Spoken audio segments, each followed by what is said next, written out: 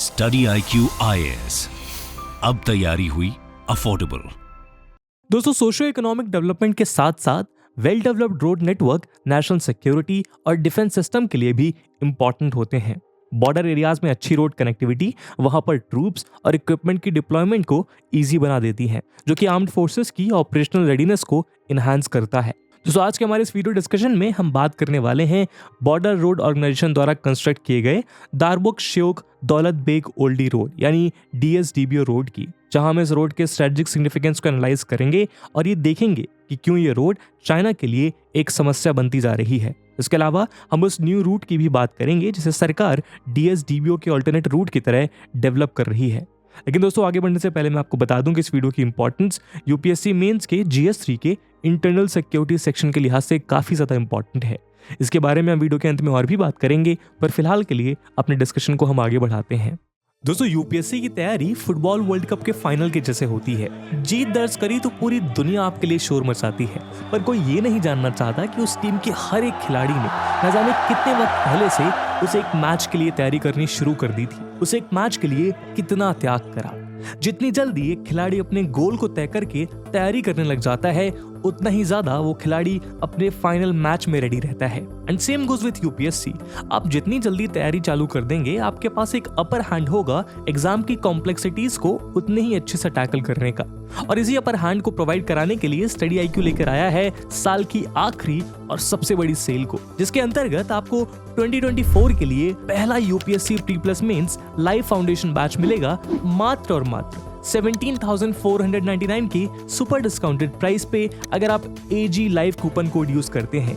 ये सेल 31 दिसंबर तक वैलिड है। बाकी सभी अपडेट्स के लिए आप मुझे मेरे सोशल मीडिया हैंडल्स पे फॉलो कर सकते हैं। दोस्तों, दारबुक श्योक दौलत बेग ओल्डी रोड, जिसे शॉर्ट फॉर्म में DSDBO रोड या सब सेक्टर नॉर्थ रोड के नाम से भी जाना जाता है, ईस्टर्न लद्दाख में कंस्ट्रक्ट की गई है, जिसकी लेंथ 255 किलोमीटर है। इस रोड को 13,000 फीट से लेकर 16,000 फीट के ऑल्टीट्यूड पे कंस्ट्रक्ट किया गया है। ये एक ऑल वेदर रोड है, यानी कि इसे हर वेदर में यूज किया जा सकता है। इंडिया चाइना के बीच लाइन ऑफ कंट्रोल से पैरेलल चलती हुई ये रोड दारबुक और श्योक रिवर वैली के किनारे बसे श्योक विलेज से होते हुए लेह को दौलत बेग ओल्डी पोस्ट से कनेक्ट करती है। दोस्तों, दौलत बेग ओल्डी यानी कि DBO एक इंडियन मिलिट्री बेस है, जो कि काराकोरम माउंटेन्स में सियाचिन ग्लेशियर के बाद इंडिया के नदर्न मोस्ट टिप पे लोकेटेड है, और इसे पॉपुलरली सब सेक्टर नॉर्थ के नाम से भी जाना जाता है।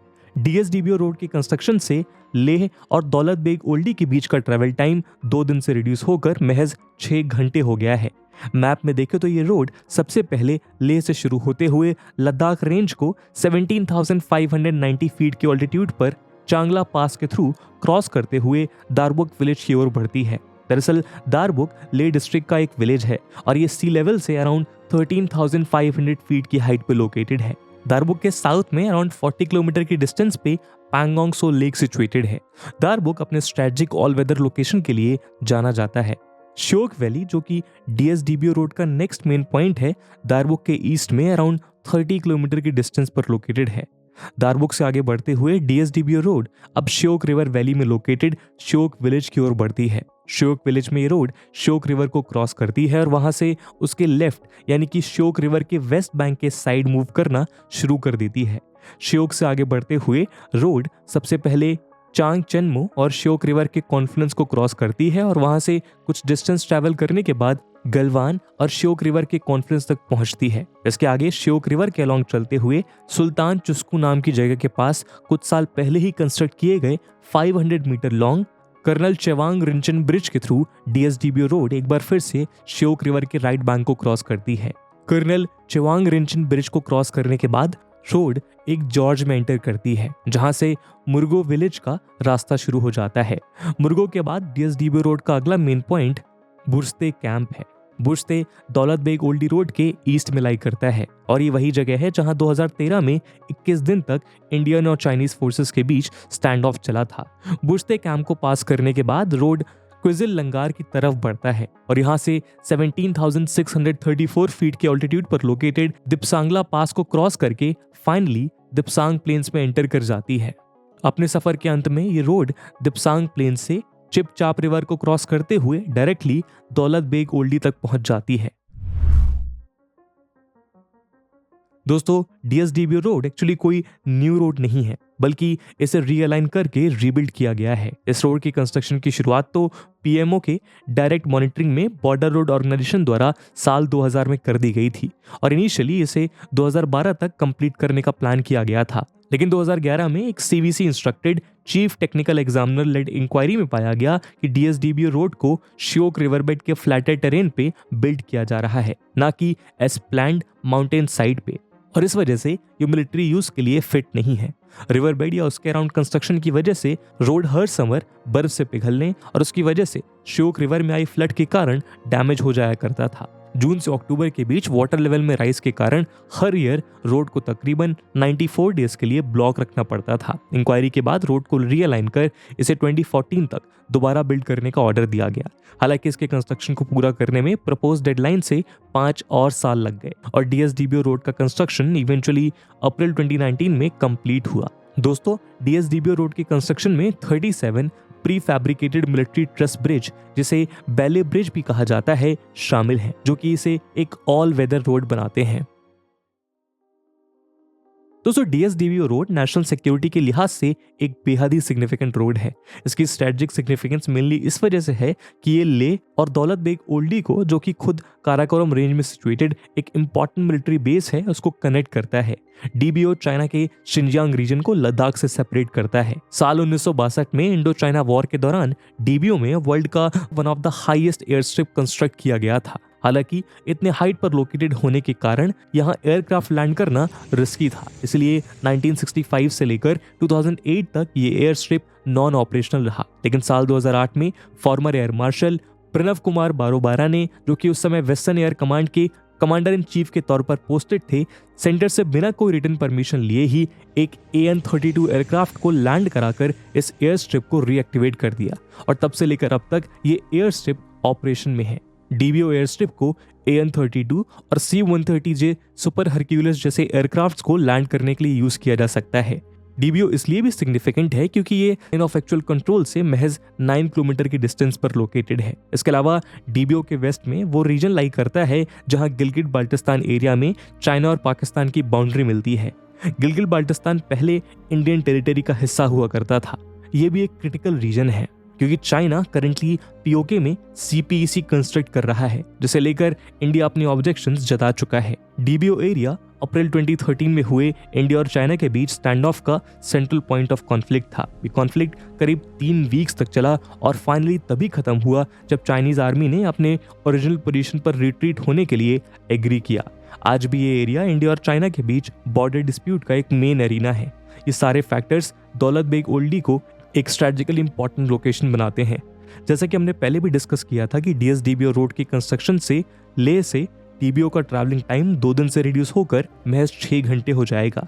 डीएसडीबीओ रोड LAC के ऑलमोस्ट पैरेलल चलता है और इसलिए ये बॉर्डर और उसके आसपास के इंपॉर्टेंट एरियाज जैसे अक्साई चिन, चिपचाप रिवर और भी इंपॉर्टेंट पोस्ट को मैनेज करने में मदद करेगा। रोड के बनने से आर्म्ड फोर्सेस के लिए इन एरियाज की पेट्रोलिंग करना इजी हो गया है। इसके अलावा डीएसडीबीओ रोड की कंस्ट्रक्शन से अब इंडियन मिलिट्री फोर्स को इजीली और कम टाइम में आर्मी पर्सनल और इक्विपमेंट सप्लाई करना पॉसिबल हो गया है। डीएसडीबीओ रोड का एक और स्ट्रेटेजिक इंपॉर्टेंस ये है कि ये रोड गलवान वैली की ओर भी जाता है, जो कि इंडिया के बॉर्डर एरिया का yet another strategic important location है। दोस्तों, स्ट्रेटेजिकली इंपॉर्टेंट होने के अलावा डीएसडीबीओ रोड बॉर्डर एरियाज के पास के विलेजेस और टाउन्स के सोशो इकोनॉमिक डेवलपमेंट में भी कंट्रीब्यूट करेगा। रोड कंस्ट्रक्शन के बाद वहां के लोकल्स के लिए health care facilities, schools, colleges और मार्केट एक्सेस करना इजी हो जाएगा। इसके अलावा डीएसडीबीओ रोड लद्दाख रीजन में टूरिज्म सेक्टर को भी प्रमोट करेगा, जो कि एरिया के इकोनॉमिक ग्रोथ में कंट्रीब्यूट करेंगे। दोस्तों, डीएसडीबीओ रोड के स्ट्रेटेजिक इंपॉर्टेंस के कारण चाइना जाहिर तौर से इसके बनने से नाखुश है। यहाँ तक कि चाइना ने कई बार रोड के कंस्ट्रक्शन को रोकने की भी कोशिश की, लेकिन वो नाकामयाब हो गया। 2020 में हुए गलवान क्लैशेस के पीछे डीएसडीबीओ रोड का कंस्ट्रक्शन एक मेजर रीजन माना जाता है। अर्ली 2020 में इंडिया ने डीएसडीबीओ रोड को गलवान रिवर वैली के पेट्रोलिंग पॉइंट 14 यानी PP14 से कनेक्ट करने के लिए एक रोड का कंस्ट्रक्शन शुरू किया था।